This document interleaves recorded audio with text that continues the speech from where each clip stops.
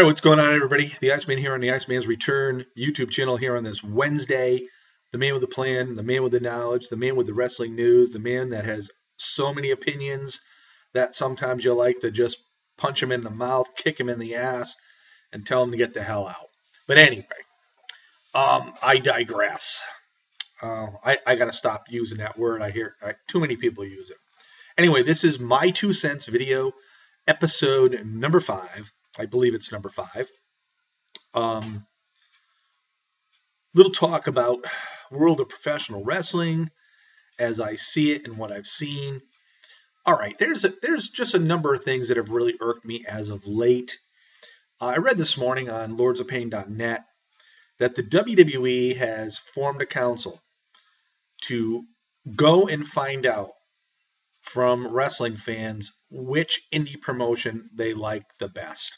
Now, see, the reason why I bring this up, it's disturbing to me because, they mentioned the likes of Shakara, Ring of Honor, OVW, PWG. There was like 8 or 9 listings that they had there. And I'm saying to myself, oh my God, what are you doing? What are you up to? Could the WWE, find out which promotion fans really like to watch?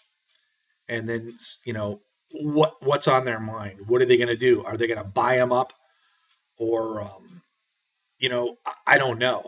It bothers me for the simple fact is that there are so many promotions that are coming about. And the reason why they're coming about now, like years ago when we had the territories, most of us never got to see anything that went on with the territories unless you bought a wrestling magazine until cable came around, and they were aired on certain cable networks, but we never got to see them all. And now with the internet, we find out everything. We see a lot of interpromotional stars going back and forth and whatnot, and it's a great thing for the world of professional wrestling. And I have to honestly believe that this is something that the WWE is probably concerned with, regardless whether they would admit it or not. I'm sure they are concerned with it because the direction of their company and what's going on with them. But it sort of bothered me that they put this poll out there, and I'm thinking to myself, people, please don't respond to this poll, really. And that's the bottom line, because I know deep down inside, I've seen it since, in the late 70s. I've seen what the WWE can do to a wrestling promotion. And now we here are in 2015. And let me tell you something. Vince McMahon did it in the late 70s, early 80s. Vince McMahon can do it once again. And I'm very, very fearful what he might do. And I'd hate to see him buy up a promotion just to get their young stars, to join them. I really would. But the bottom line is we'll just have to wait and see what develops here. It does disturb me to know this, though. On another note, everybody in the world of professional wrestling that remembers WCW remembers the NWO and Too Sweet, the trademark, when they would pop each other's hand. The WWE wants to trademark this so nobody else in the world of professional wrestling can use this. Granted, it started in WCW with the NWO, Kevin Nash, Scott Hall, Sean Waltman, and whatnot. But, WCW has been gone for 14 years. Why now does WWE want to trademark this hand type signal amongst wrestlers? Again, it's another petty way for the WWE to, I really don't understand their mentality as far as this goes. The Bullet Club does it all the time, the Young Bucks and whatnot. And what does it really hurt? It's getting to the point now where you can't do anything anymore without the WWE wanting the rights to it. It's like the Stone Cold Steve Austin Stunner. How many other wrestlers have the same kind of move with a different name. It's going to get to the point where the WWE is going to trademark all these friggin' moves, and they're going to say these other wrestlers and other promotions cannot do the same similar move. This is what it's coming down to, because I think it's pretty sad to want to trademark a too sweet hand gesture by the WWE. I think it's just totally ridiculous. I think it's totally petty. And I think they're just going out of the realm of doing things. And, when I see this kind of stuff happen, I say to myself, well, the WWE is not,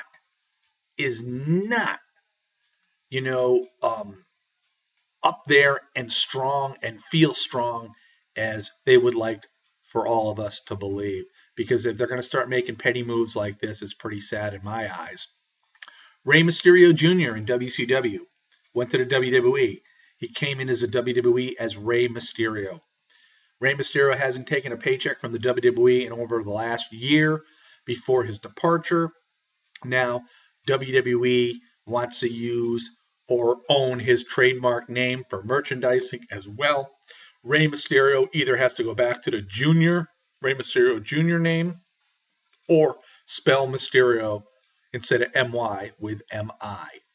Pretty sad in my eyes. I think, I know a lot of people are going to say, well, it's from a business standpoint. To me, this is a petty business standpoint. If you're really secure in your product, you don't need to do these kind of things, in this day and age in 2015. I'm sorry. I don't understand it. It leads me to believe that the WWE, who thinks they're secure and nobody can touch them, is a lot more vulnerable than what they want to let us think. And, with all these little things that they're doing as of late, it's just totally ridiculous.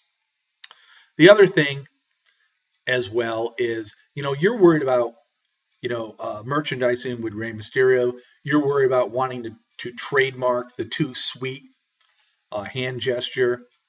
Why don't you worry about all the frickin' money you pay Brock Lesnar for a no-show bozo loser that never shows up on TV and very rarely on pay-per-views, as we all saw on Monday Night Raw? It ought to be that Paul Heyman ends up wrestling Roman Reigns at WrestleMania, because, in fact, Roman Reigns and Paul Heyman has had more confrontations than Brock Lesnar has had with Roman Reigns. I mean, realistically, it's totally ridiculous. If the WWE does re-sign Brock Lesnar and Brock Lesnar does retain that WWE World Heavyweight belt at WrestleMania, this is one man that's not going to watch for a few months because he needs to get away from it, because he's tired of the utter bullshit that the WWE has put on to us WWE Universe fans. It makes no sense in my eyes. You want to take money from these littler people because you want to make money so you can pay a loser like Brock Lesnar. Makes no sense in my eyes. It really doesn't. And it appalls me. It really does appall me. So these are my 2 cents on this Wednesday. NXT tonight. I did see what the card is. I don't think it's all that great of a card. I will check it out. And again, I had posted on my Iceman's Wrestling Extreme Facebook page. If you guys get the opportunity, check out Tommy Dreamer's House of Hardcore 8. It was a great show. It was a long show. A lot of inter-promotional stars were there. Bobby Roode, Eric Young, EC3 were there from TNA. And of course, Ring of Honor and New Japan Pro Wrestling, the Young Bucks and whatnot. And it was just a lot of good stuff. So check it out. So, yeah, give me your thoughts, give me your opinions on this Wednesday afternoon on the Iceman's Return YouTube channel. Everybody, peace out. And you know something? If you don't have the right to give your opinion here on YouTube, then why are you here? Period. See y'all next time.